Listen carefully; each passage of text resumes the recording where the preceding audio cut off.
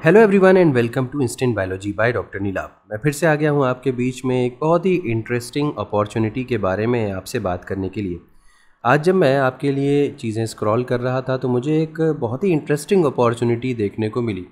आजकल सभी लोग जितने भी लाइफ साइंस के स्टूडेंट्स हैं वो कोशिश करते हैं कि हम कुछ ऐसे कोर्सेज़ में पार्टिसिपेट करें या ऐसी जगह हम रिक्रूट हों जहाँ पे एआई या एआई एमएल का एक कोलैबोरेटिव रोल हो लाइफ साइंस के अंदर। तो ऐसी कुछ पोजीशंस मुझे नज़र आई हैं आईसीजीईबी में। आपको जानकारी होगी ICGEB one of the finest institutes है इंडिया में और यहाँ पे फॉरेन कोलैबोरेशन भी कई सारे हैं। International centre for genetic engineering and biotechnology की मैं ये बात कर रहा हूँ और ये इंस्टीट्यूट है न्यू दिल्ली में सिचुएटेड।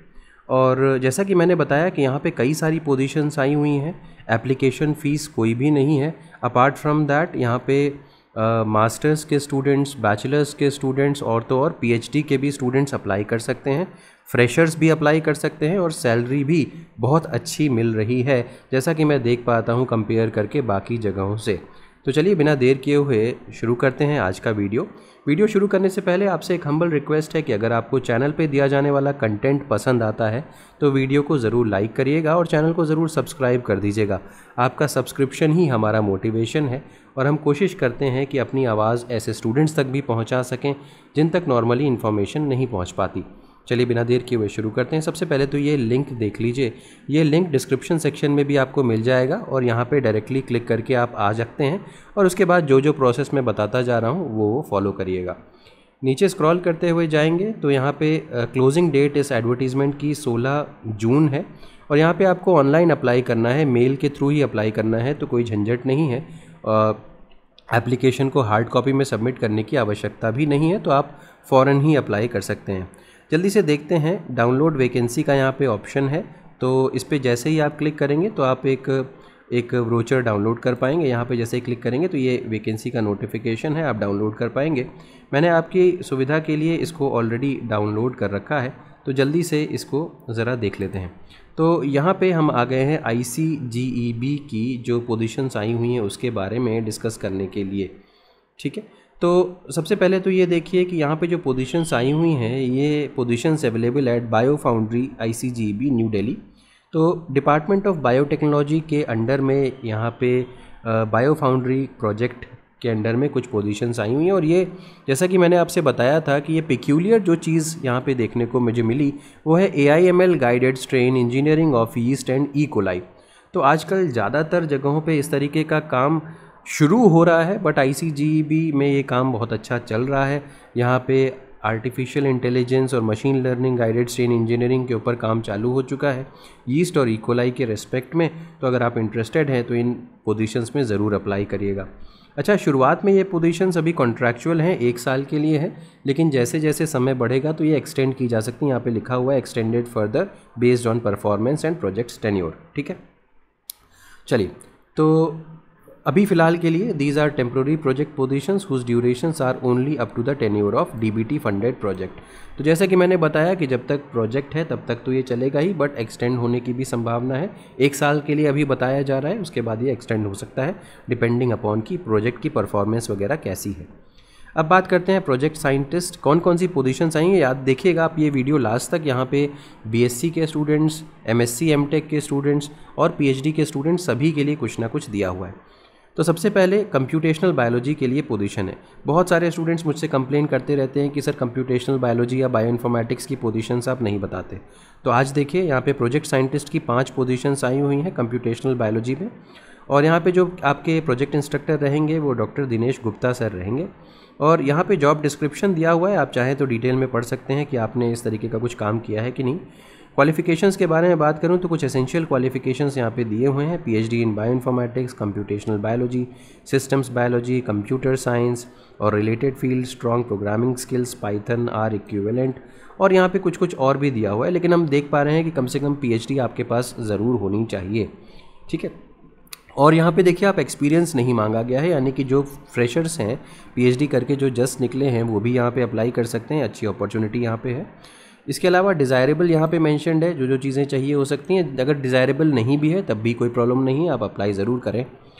तो नेक्स्ट है सिस्टम्स बायोलॉजी की। तो ये 5 पोजीशंस जो हैं वो बायोइन्फॉर्मेटिक्स के लिए मैंने जैसा कि आपको बताया ये बायोइन्फॉर्मेटिक्स की है, प्रोजेक्ट साइंटिस्ट 2 की। और इसके बाद जो सेकंड एरिया है ये भी प्रोजेक्ट साइंटिस्ट का ही पोजीशन है, सिस्टम्स बायोलॉजी की। यहाँ पे पीआई जो है वो डॉक्टर शिरीष श्रीवास्तव सर है, और इसको आप चेक कर सकते हैं, डिस्क्रिप्शन दिया हुआ है पूरा। और फिर क्वालिफिकेशन के बारे में मेंशन्ड है कि PhD biotech, computational bio, chemical engineering और रिलेटेड फील्ड्स में होनी चाहिए। यहाँ पे डिटेल्स दी हुई हैं और कहीं पर भी एक्सपीरियंस की बात नहीं की गई है, तो हम ये समझते हैं कि यहाँ पर भी एक्सपीरियंस नहीं मांगा गया है। थर्ड जो है प्रोजेक्ट जो साइंटिस्ट की पोजीशन में थर्ड एरिया है फंक्शनल जीनोमिक्स। पीआई यहाँ पे डॉक्टर पवन जुतू सर हैं और जॉब डिस्क्रिप्शन मेंशन्ड है, और ये पीएचडी इन बायोटेक्नोलॉजी या लाइफ साइंस और रिलेटेड फील्ड, यहाँ पे 3 साल का एक्सपीरियंस भी मांगा गया है, तो इस चीज़ का ध्यान रखिएगा। फाइनली फिर फोर्थ पोजीशन में east engineering, PI doctor Naseem Gaur sir है, और यहाँ पर भी PhD in biotechnology related field with 3 years of experience मांगा गया है। तो और फाइनली जो 5वीं पोजीशन यहाँ पे है वो इकोलाई इंजीनियरिंग की है, डॉक्टर शम्स यजदानी सर के अंडर में, और यहाँ पर भी पीएचडी इन बायोटेक्नोलॉजी और related fields in 3 years of experience ये दिया गया है। तो आप कुल मिलाकर के देख सकते हैं 5 पोजीशंस हैं और 5 एरियाज़ यहाँ पे डिफाइंड है। तो हम ये समझ सकते हैं कि हर एरिया के लिए एक पोजीशन बताई जा रही है, और यहाँ पे सैलरी जो है वो 67,000 पर मंथ प्लस एचआरए यहाँ पे दी जाएगी। तो एक अच्छी अपॉर्चुनिटी है, अगर आप इंटरेस्टेड है और आपका जो एरिया ऑफ इंटरेस्ट है, एरिया ऑफ रिसर्च है वो अलाइन कर रहा है तो ज़रूर अप्लाई करिए। सेकेंड पोजीशंस की बात करें तो ये प्रोजेक्ट एसोसिएट 2 की पोजीशन है, और 2 पोजीशंस यहाँ पे हैं। पोजीशन एरिया जो है पहला ईस्ट इंजीनियरिंग है, मैं बता चुका हूँ यहाँ के पीआई जो है उनके बारे में। यहाँ पे देखिए एमएससी एमटेक इन बायोटेक्नोलॉजी और related field with 2 years of experience. तो यहाँ पे एमएससी या फिर एमटेक हो, बायोटेक्नोलॉजी भी और रिलेटेड फील्ड्स भी लिखा हुआ है, यानी कि अगर अलाइड साइंस से भी आपने पढ़ाई की हुई है और 2 साल का एक्सपीरियंस यहाँ पे ज़रूरी है, तो ज़रूर आप अप्लाई कर सकते हैं। सेकेंड जो पोजीशन है वो भी ई कोलाई इंजीनियर, यहाँ पर ऊपर ईस्ट इंजीनियरिंग था, यहाँ पे ई कोलाई इंजीनियरिंग है। यहाँ पर भी एमएससी एमटेक के साथ 2 साल का एक्सपीरियंस मांग रहे हैं। 35,000 रुपये पर मंथ प्लस एचआरए भी यहाँ पे दिया जाएगा। नेक्स्ट आ जाइए, प्रोजेक्ट एसोसिएट 1 की पोजीशन है। 2 पोजीशंस यहाँ पे अनाउंस्ड हैं। ईस्ट इंजीनियरिंग की पहली पोजीशन है, और यहाँ पे एमएससी एमटेक इन बायोटेक्नोलॉजी मांगा है और रिलेटेड फील्ड्स, यहाँ पे कोई भी एक्सपीरियंस नहीं चाहिए। ये बड़ी इंटरेस्टिंग चीज़ है। जैसे मैंने आपको बताया था कि फ्रेशर्स भी अप्लाई कर सकते हैं, तो यहाँ पे देखिए आपके फ्रेशर के लिए एक पोजीशन आई है।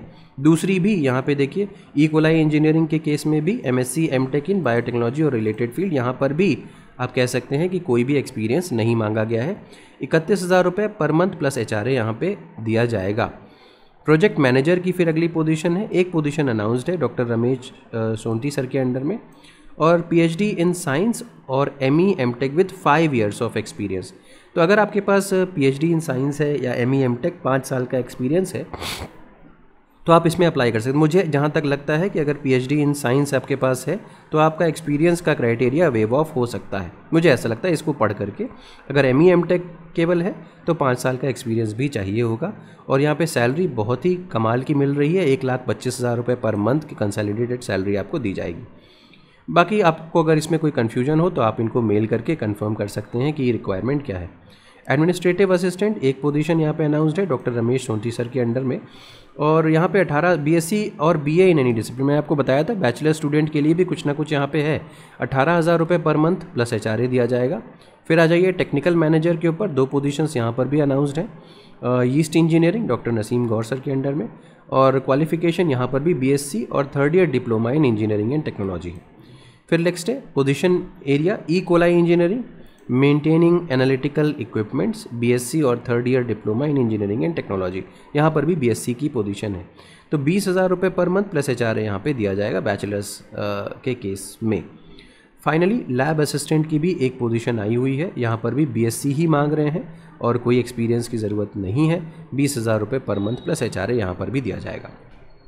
तो ये तो मैंने आपको डिटेल्स बता दी जो यहाँ पे पोजीशंस अनाउंस्ड हुई हैं, लेकिन अगर आप चाहते हैं कि आप देखें कि किस तरीके से अप्लाई करना है तो देखिए बहुत सिंपल है।